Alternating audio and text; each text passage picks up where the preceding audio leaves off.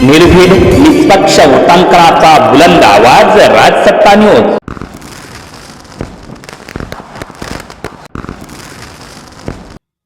ज्यांचा वाढदिवस आपण साजरा करतो, ज्यांना शुभेच्छा आपण देतो, असे कारखान्याचे माजी चेअरमन आणि आताही साखर संघाचे राज्याचे उपाध्यक्ष बाबा ओहोळ, दीपालीताई, शंकर, आपले शरद नाना, जयाताई आणि सर्व आपले सगळे पदाधिकारी, कार्यकर्ते आणि सर्व उपस्थित बंधू आणि भगिनी. 2-2.5 तास सभा चाललेली आहे. 2.5 तास सभा झालेली आहे आणि मी आठवतो मला की अशी सभा मी कधी पाहिली पूर्वी. सभा यापूर्वी पाहिली 2004 साली, ज्यावेळेस ती निवडणूक होती.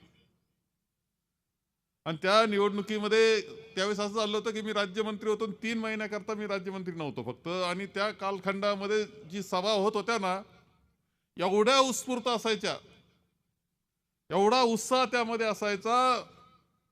तो उत्साह त्यावेळेस मी निवडणूक जिंकलो ती 75,757, उलटा वाचला तरी तोच आकडा येतो, नीट लक्षात घ्या. त्यावेळेची ती निवडणूक, त्यावेळेच्या सभा. आणि खरं सांगतो मी तुम्हाला, खरं वाटतं की मला माहित नाही, पण बिगर खर्चाची निवडणूक झाली होती माझी. पुन्हा आता एकदा आपण हा उत्साह पाहतोय. हा उत्साहामध्ये करंट आहे, करंट. शहरानं करंट दाखवला. 16,777 आकडा आहे, तो 7-7 आहे. इतकं मोठं लीड आहे. राज्यातलं टक्केवारीनं सगळ्यात मोठं लीड असलेलं नगराध्यक्ष मैथिलीताई आणि नगरसेवक, लक्षात घ्या. पुन्हा हा उत्साह तालुक्यामध्ये आपल्या सगळ्यांना दिसतो आहे. पुन्हा एक करंट आलेला आहे आणि हा करंट आहे ना, हा इतका व्होल्टेजचा आहे की चुकीचं बोलणारे, खोटं बोलणारे या शॉकनच आउट होणार आहे. जपून शब्द वापरतो आपण, आपली पद्धत आहे म्हणून, नाही तर.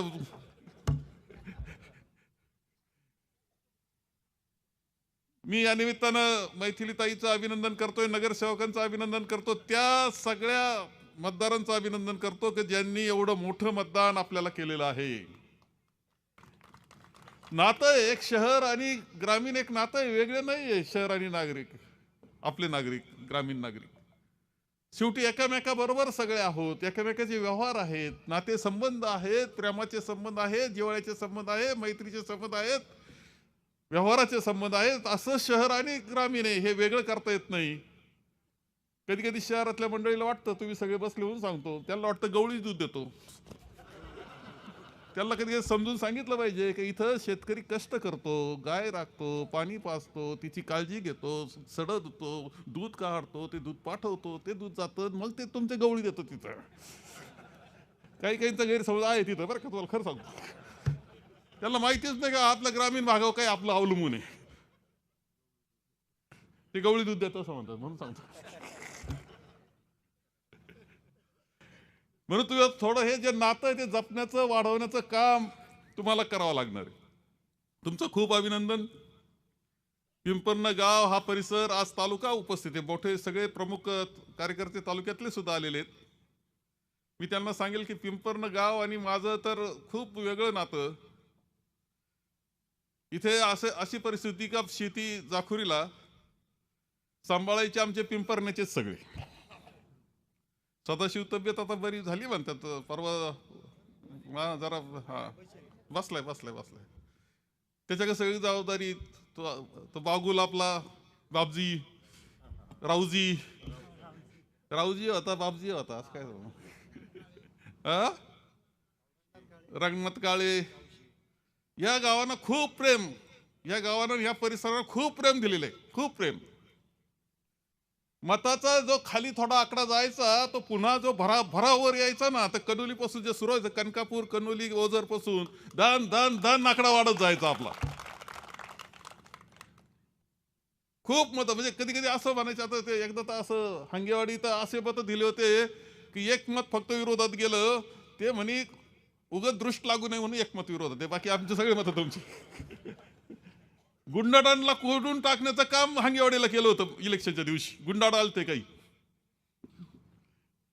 असे प्रेमाचे नात्याचे गाव आहे. कोळवाडा असेल, हे आंबोरा असेल. आंबोऱ्याचं वैशिष्ट्य कायम सांगतो मी, आपसात खूप भांडणं करतील पण इलेक्शनच्या वेळेस एक राहतील, असं म्हणजे आंबोर.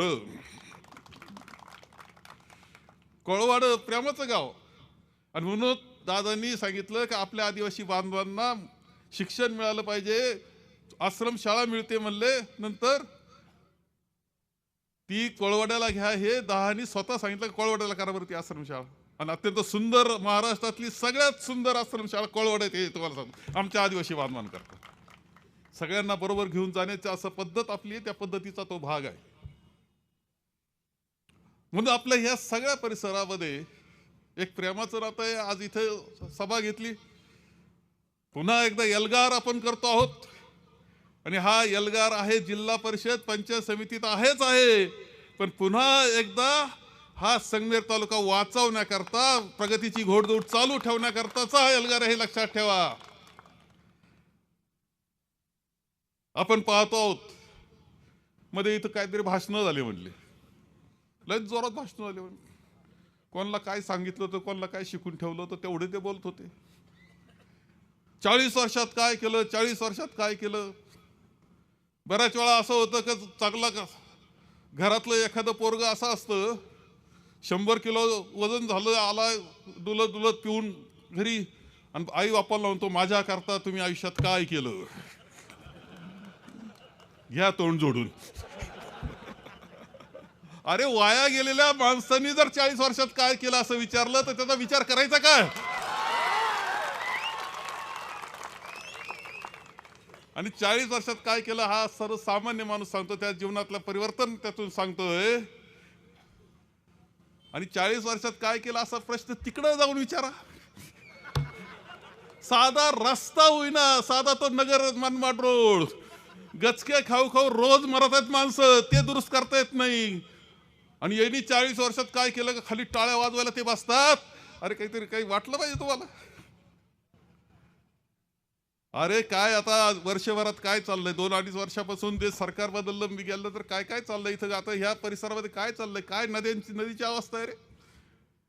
काही आमचे सोडून गेले म्हणजे पण नाही नाही नाही तिकडं गेले, कशा करता गेले, वाळूचा धंदा करण्याकरता गेले. जोरवा आणि त्या सगळ्या परिसरात कनुली मेनुली काय आता नवीन पद्धत काढली, केणी लावली म्हणे वाळू काढायला पाण्यातून. फरंडी. अरे काय फरंडी काय करंडी. आणि ते बरं ते काढतात, विकतात, मोटरसायकली पळतायत 50-60. घरच्या माणसाला लक्ष येत नाही, त्याला 1000-2000 घरचे दिले का म्हणतं पोरग लय कमावायला लागलं.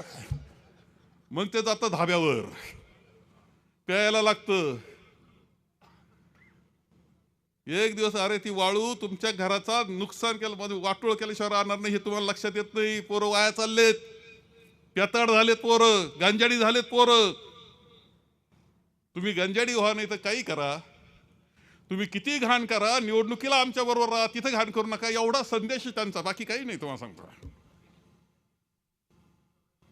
पिढीच्या पिढीचं नुकसान चाललेलं आपल्या सगळ्यात दिसतंय. आता परवा तर एक मला कुठेतरी कळालं, असं कुठेतरी सांगितलंय का कुठेतरी असं आहे का ठिकाणी सरपंचच गेला तिकडं, सरपंचाच्या पोराला लगेच मुरुमन वाळू व्हायची परवानगी मिळाली, जोरात प्यायला लागला आणि दुःखद घटना घडली तिथं, पिऊन पिऊन गेला. अरे ही वाळू हा मुरुम हे फुकटचं येणं, हे पैसा हा बिगर कष्टाचा पैसा तुमचं वाटोळं करतो हे लक्षात ठेवलं पाहिजे. दुर्दैवानं ते घडलेलं दिसतं. खोट्या केसेसचा कार्यक्रम चाललेला आहे आतापर्यंत. खोट्या केसेसमध्ये मी निवडणुकीत सांगत होतो की 100 लोकांना अँटिसिपेटरी बेल घ्यावा लागला जेलमध्ये जायचे नाही म्हणून. आणखी आता 50 काय नाही साधे हे तोडले. याच्यात काळजी घेणारे आमच्या स्मशानभूमी जोरव्याचे त्यांनी साफसफाई करायला घेतली, झाडाच्या फांद्या तोडल्या, लगेच खोटी केस.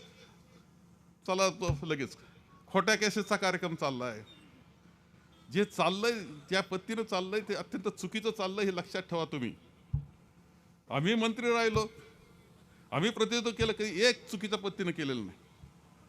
प्रत्येक गोष्ट काळजी केली आपण. इथं विषय झाला म्हणून बोलतो, त्या विषयाचं काही बोललं पाहिजे म्हणून. तेव्हा मी 85ला आमदार झाल्यानंतर 2 गोष्टी सगळ्यात जास्त आणल्या या तालुक्यामध्ये. सगळ्यात जास्त हायस्कूल मी आणले, सगळ्यात जास्त पतसंस्था मी आणल्या.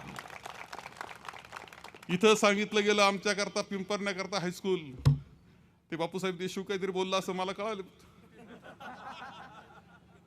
बा मी एकच म्हणल, गगनगिरी महाराजांना ते मानतात आणि मी मानतो. त्यांना जर वाटत असेल मी हायस्कूलला मदत केली नाही, हायस्कूलला परवानगी आणण्याकरता माझी धडपड, राम मेघे साहेब आमचे होते, ज्येष्ठ माणूस होता, शिक्षण मंत्री होता, त्यांना भेटून मी हायस्कूल मंजूर करून घेतलं. मंजुरीचं पत्र दिल्यानंतर 4 दिवसातच ही मंडळी म्हणायला लागली. संपतराव देशमुख साहेब होते, खरं अपंग गडी होता, संस्थापक होते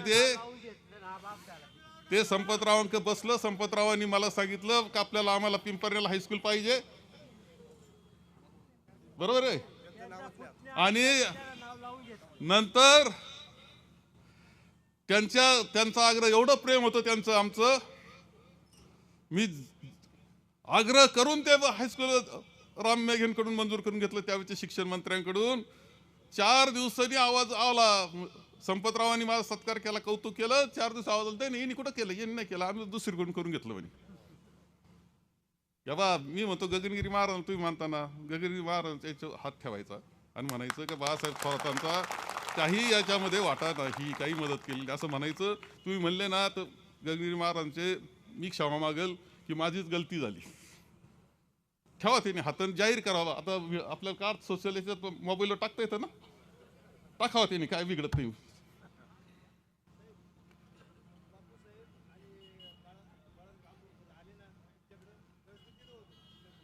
हायस्कूल मागायला आले त्यावेळेस ना, जरा सांगा भेटले म्हणजे त्यांना. अरे आपण काय बोलतोय काय नाही का. अरे उमरीचं हायस्कूल प्रवरा शिक्षण संस्थेचं मी दिलेली परवानगी विचारा. शिपलापूरची परवानगी मी दिली आणून, प्रवरा संस्थेचं वरवंडीची परवानगी मी आणून दिली, मी आणून देत होतो. त्यांच्या परवानगी सुद्धा मी दिल्या. अरे इथं कॉलेज जे आहे विरोधकांचे, मी जाहीरपणे कायम सांगतो, सगळे फार ॲग्रिकल्चर कॉलेज त्या नवलेंना सुद्धा काय साहेबराव नवले सहित मी दिलेत. सगळ्यांचे कॉलेज मी दिले, डेरे विरे विरे सगळे. अरे तुम्ही काय हायस्कूलच बोलतात, मोठं मोठं आम्ही केलंय. ते विचार ते बाकीचे एक मान्य करतो. मी कायम हे बोललो, पण त्यांनी कधी नाकारलेलं नाही बरं का. त्यांनी त्या सगळ्यांनी विरोधक येते पण नाकारलेलं नाही. तुमची दानत असाला ती केल्याला केलं म्हणण्याची दानत असाला ती दानत तुमच्याकडे नाहीये.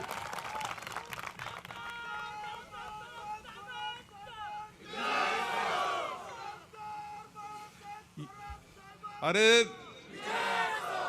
पिढ्याचं वाटोळ करायचं काम चाललंय, पोरांना चुकीच्या मार्गाला लावायला चाललंय.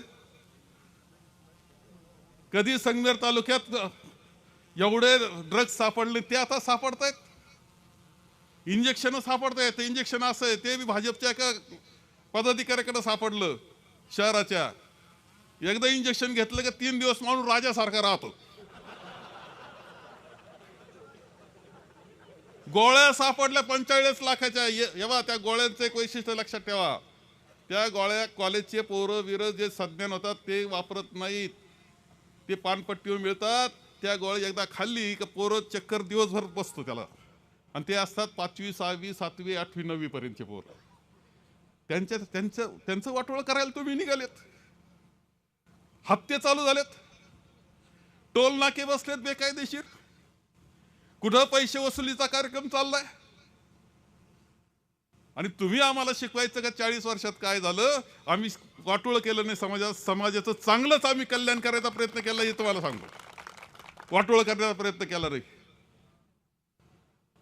आणि कुठं बी आता सध्या तर नवे ते आलेत आमचे आमदार, ते तर कुठं बी दम देतात, याच्याकडे पाहून घेऊन त्याच्याकडे पाहून घेऊ. अरे तुमच्याकडे सगळ्याकडे पाहून घ्यायचा कार्यक्रम आहे. आमच्या साध्या अंगणवाडीच्या महिला त्या काय CRP काय असतं त्या बचत गटाच्या, त्यांना सुद्धा दम द्यायचा कार्यक्रम चाललाय. अरे तुम्ही काय आमदार आहे का काय, गट बंद करायचा कार्यक्रम चाललाय काय वाटोळ करायचा कार्यक्रम चाललेला आहे. आणि कोणाला तरी हे वाटोळ तुमचं करायचं लक्षात ठेवा, त्याच्याकरता हे सगळे उद्योग आहे. संगमेर तालुक्याचा कोणाला तरी पाहवत नाही म्हणून हा चाललेला उद्योग हे विसरून जाऊ नका. आपले विरोधक जरी असतील, खरंच प्रामाणिक विरोधक असतील, तरी त्यांनी संगमेर तालुक्याच्या हिताकरता एकत्र आलं पाहिजे. भक्कम पाठी, वेळेला विरोध करा, बिघडत नाही, पण चांगल्या गोष्टीला चांगलं म्हणण्याचं सुद्धा काम करा, काय बिघडत नाही त्यांना. काय कोण आता ते शहर सुधारायला मैथिलीताईनं पहिल्या दिवसापासून सुरुवात केली. इतके फ्लेक्स काय फ्लेक्स लावायचा कार्यक्रम, एवढा फ्लेक्स बस. काही फ्लेक्स तर 6-7 महिने ते टांगेल होते त्या मधल्या दिव्यांना आपल्या याच्यात. उलटे झालते, आम्हाला असं उलट्या वागण्याला सुद्धा पहा म्हणत होते.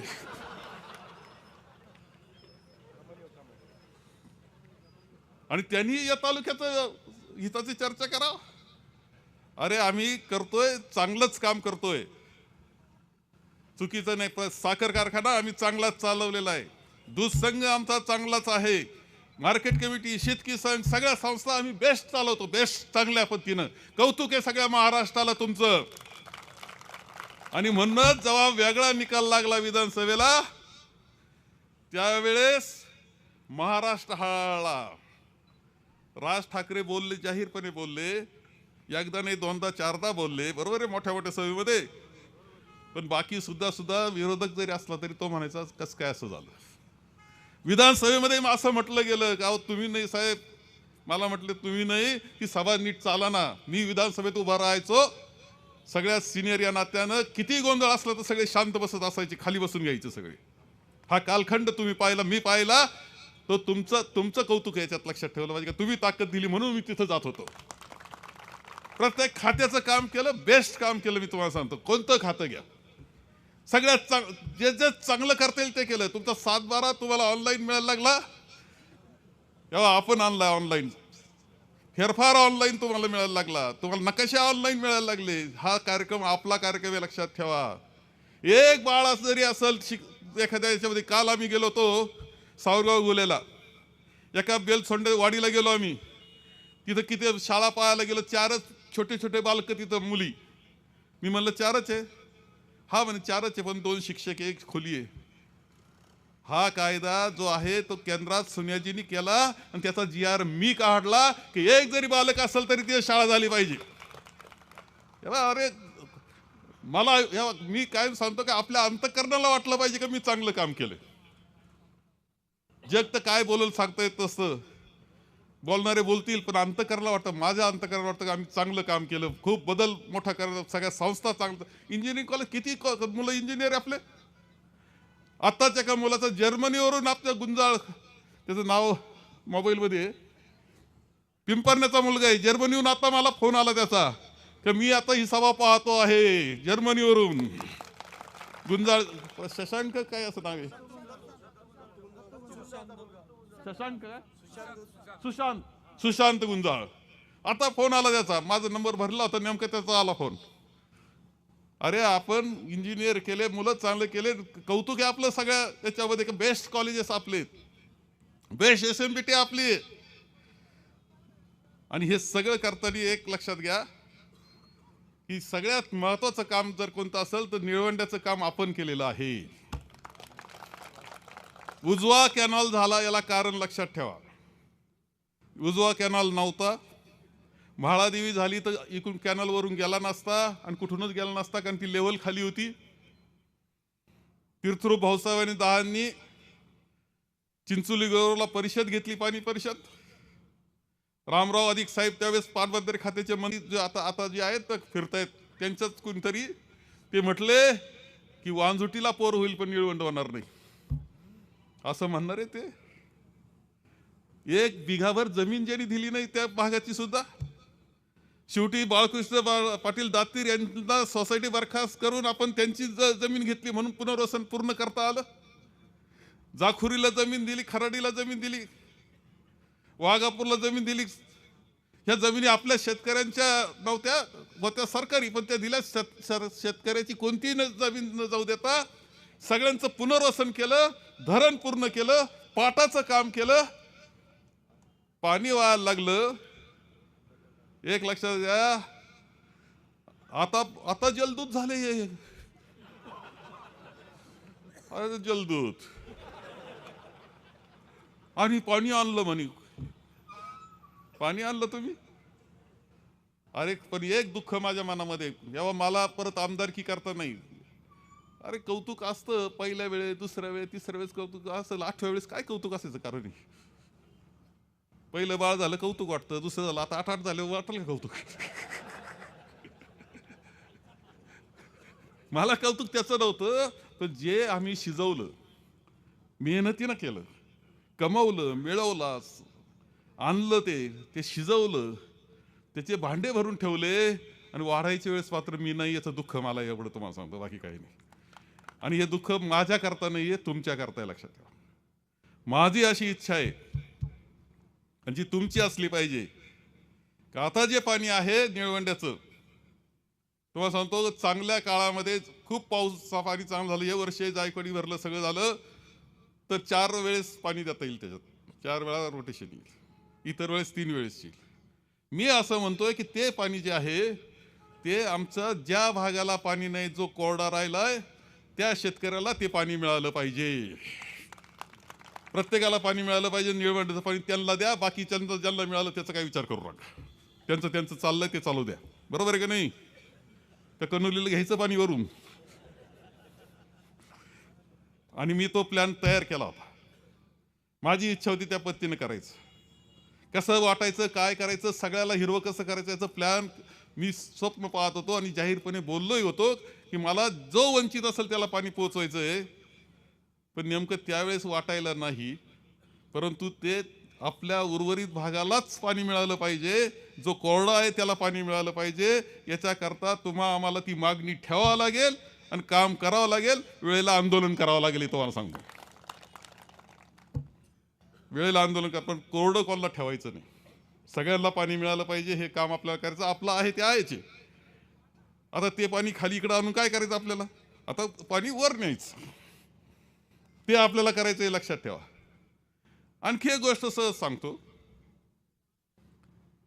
रेल्वे मार्ग जो आहे तो अत्यंत महत्वाचा. जेव्हा आपलं विमानतळ आहे ना, हे विमानतळ सुद्धा आणण्यामध्ये आणि ते तिथं वसवण्यामध्ये माझा वाटा आहे. मी सांगतो, विलासराव देशमुख साहेब हे मुख्यमंत्री होते, ते प्राधिकरणाचे अध्यक्ष होते, त्यांचा पालकमंत्री मी होतो. ते मला काही गोष्टी सांगता येत होत्या, त्याच्यातून ते करता आलं. पूर्णपणे तिथं विचारा शेतकऱ्याला की ॲक्विजिशन कुणी करून दिलं, तिथलं भूसंपादना पैसे त्यांना कोणी मिळवून दिले.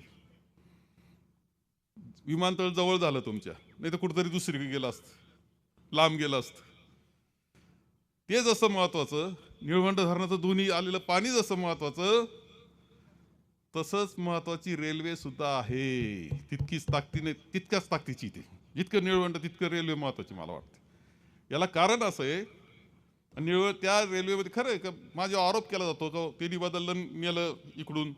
ठीक आहे, मी बसलो त्यांच्याबरोबर, अनेक वेळा चर्चा केली. हो, अकोला तालुक्यातून जायला काही अडचण आहे का? मला बिलकुल अडचण नाही. अकोल्यातून नेत असताना त्यांनी सरळ अकोल्यातून न्यावी, काही बिघडत नाही. अकोल्यातून न्यायला हरकत नाही, चांगलं आहे. डोंगर आहे, दऱ्या आहेत, बोगदे येतील, दऱ्यांचं पाणी, पाऊस, मोठ्या प्रमाणावर पर्यटन वाढल, रोजगार वाढल, आनंद आहे. चढाई उतरायची परवानगी फक्त संगमेरला ठेवा म्हणजे बाद झालं म्हणलं, माझी काहीच अडचण नाही. परंतु जर अकोल्याला जात असताना ती ट्रेन आंबोऱ्याला उतरून उजव्या बाजूनं आपल्या सगळ्या उसाच्या बाजूनं अशी वर जाणार असेल अकोल्यापर्यंत आणि मग वळून जाणार असेल देवठाणला, तर तुम्हाला चालणार आहे का? जमल का?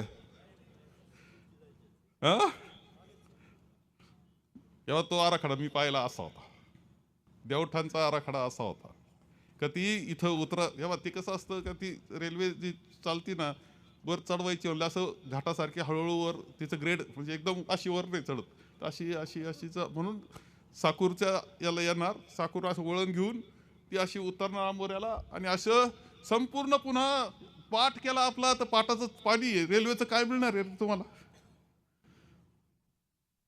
ते अकोल्यापर्यंत जाणार आणि मग देवठाण वळणार आहे ती. मग सांगा काय केलं पाहिजे? अशी करायची राहील का शेती तुमची? सगळं जेव्हा एखाद्या कोणला बालकाला जरी सांगितलं की तू आखून दे पुन्हा नाशिक मुंबई रेल्वे करायची आम्हाला, पुन्हा नाशिक, तो सरळ आखील का नाही? सोपं आखील का नाही?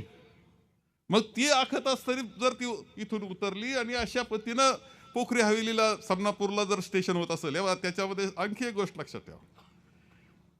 इथं याच्यानंतर जाखोरीनंतर पूर्णपणे ती रेल्वे पिलरवर आहे. जी नदीची व्हॅली आहे ना, नदी त्या क्षेत्रामध्ये पूर्णपणे ती वरून जाणार आहे, खाली शेती चालणार आहे अशी बरं का. त्यामुळे तुमची जमीन तर जात नाही, परंतु रेल्वे मात्र जाती. स्टेशन होणं अंबोऱ्याला आणि त्या पोखरी हवेलीला किंवा साकूरला, तुम्ही इथं बसले तर पुण्याला 1-1.25 तासामध्ये पुण्यात आहे, अर्ध्या तासामध्ये नाशिकला आहे. 1.25-2 तासाचाच प्रवास त्यांनी सांगितला. 1.25-2 तासात ते नाशिक ते पुणे. एवढंच नाही तर तुम्ही इथून कन्याकुमारीला जाऊ शकता, श्रीनगरला जाऊ शकता. इतकी ताकद त्याच्यात आहे. तुमचा माल तुम्ही काही पिकवलं, ढोबळी मिरची आता केली आपल्या लोकांनी याच्यामध्ये शेडनेटमध्ये, अरे तुमची लाल पिवळी सगळी गुलाबी ढोबळी मिरची फार दिल्लीत लगेच पटकन पोहोचणार ना काही तासात, चेन्नईला जाणार ना, मुलं शिक्षणाकरता जातील, नोकऱ्यांकरता चालल. तेव्हा तितकंच महत्वाचं मानलं मी की जितकं निळवंड तितकी रेल्वे महत्वाची. आणि एवढं नाही, माझ्या काळामध्ये तिला मान्यता 400 कोटी रुपये वाटले, 370 कोटी रुपये. मला सांगा, मान्यता मिळाल्याशिवाय का रे काही येडं आहे काय ते? मग ती थांबली कशी काय? दिशा बदलली कशी? आणि दिशा बदलणारे आता म्हणतात की आम्ही भाऊ देवठाणवरून नेऊ, म्हणजे संगमेर अकोल्याचं भांडण लावायचा कार्यक्रम आहे. कशी नेणार सांगा आम्हाला. आणि जिल्हा परिषदेच्या अगोदर बोला काय बोलायचं ते. आता वर पाणी देऊ असं म्हणले चन्नापुरीला, सांगा आम्हाला जिल्हा परिषदेच्या अगोदर तासिका ऑर्डर काढून द्या आम्हाला. कसं नेणार आहे का? नुसतीच बनवाबनवीचा कार्यक्रम करायचा मतं काढायला, इथं फंडाचे. म्हणून आपल्या सगळ्यांनी काही गोष्टी लक्षात घेतल्या पाहिजे की ज्या पद्धतीनं तालुका चाललाय, आपल्याला घडलं ते घडलंय, परंतु घडलं त्याचा कसा आता चांगला उपयोग करून नवनिर्मित करायचं याचा विचार करावा लागेल. नवीन बांधणी करावं लागेल, नवीन तरुणांना संधी द्यावा लागेल. वडीलधारी लक्षात ठेवा, नाही तर बऱ्याच वेळा काय होतं, 15-20 वर्ष डायरेक्टर राहिलेला तो काय म्हणतो, नाही नाही नवे पोरांना गेलंच पाहिजे, फक्त मी सोडून.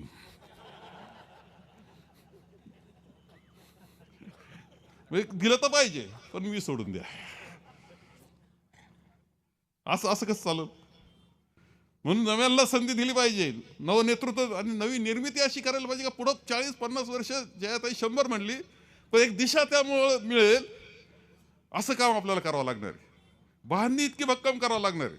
झाली ना अडचण, आता बांधणी पुन्हा एकदा जोमानच चांगली बांधणी केली पाहिजे. आणि याच्यामध्ये जे दोष शिरलेले आता तालुक्यातले हे पहिले दूर करण्याचं काम तुम्हाला करावं लागणार आहे. गुलामगिरीत जाईल तालुका, तुम्हाला सांगतो, जर तुम्ही नीट वागले नाही आपण तर गुलामगिरीत जाईल. 9-10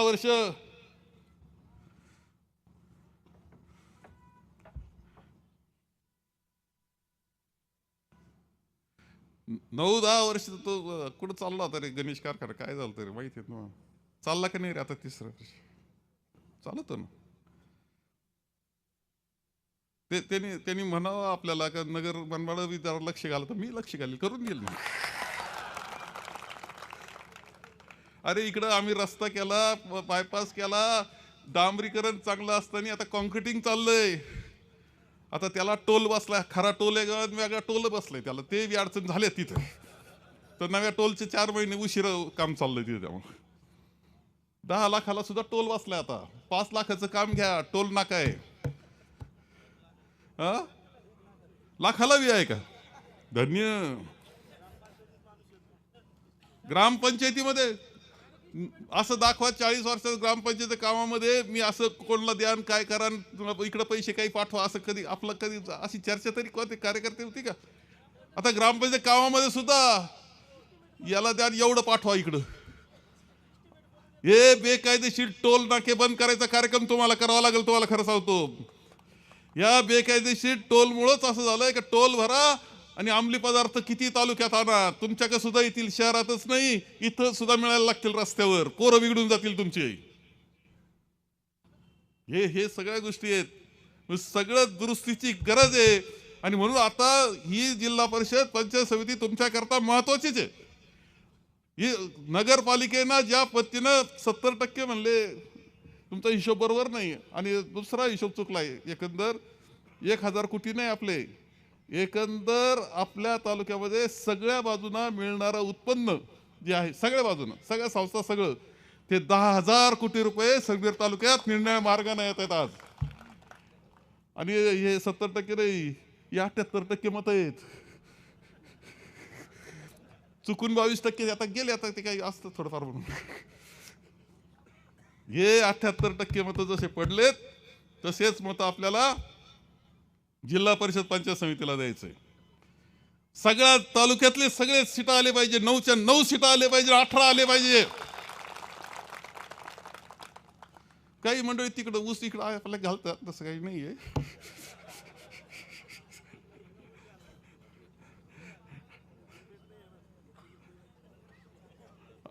आज एका गाड्यानं वजन करून ट्रेलर पाठवलाय आपल्याकडे, ट्रॅक्टर ट्रेलर. अरे आमचं काय शोधता, वजनात कधीच मारलेलं नाही आपण. हे असे काळे धंदे, खोटे धंदे जमत नाही. ज्यांनी पाठवलं त्याला सांगेल, मी सांगतो. तुम्हाला कळलं कोण पाठवलं?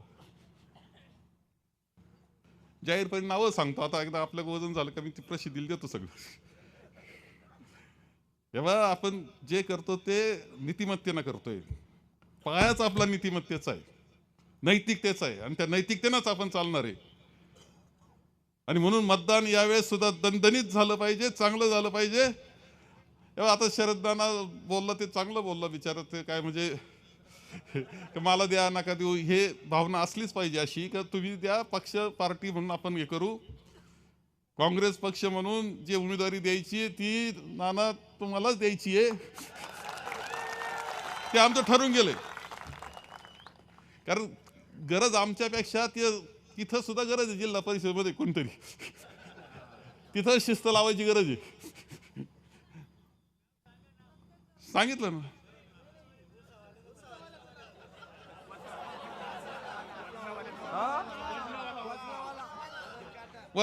वजनाचं सांगता येईल.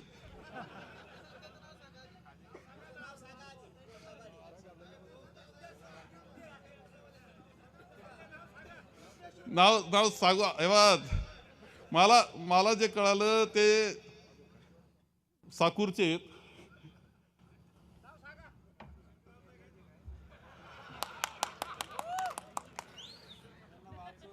मला मेसेज आला, त्या वाचून दाखवतो की सुभाष बाजीराव खेमनर यांनी वजन करून ट्रॅक्टर पाठविला आहे. इकडं वजन करा, 4-2 किलो जास्तच भरल म्हणलं, कमी नाही भरायचं एवढं.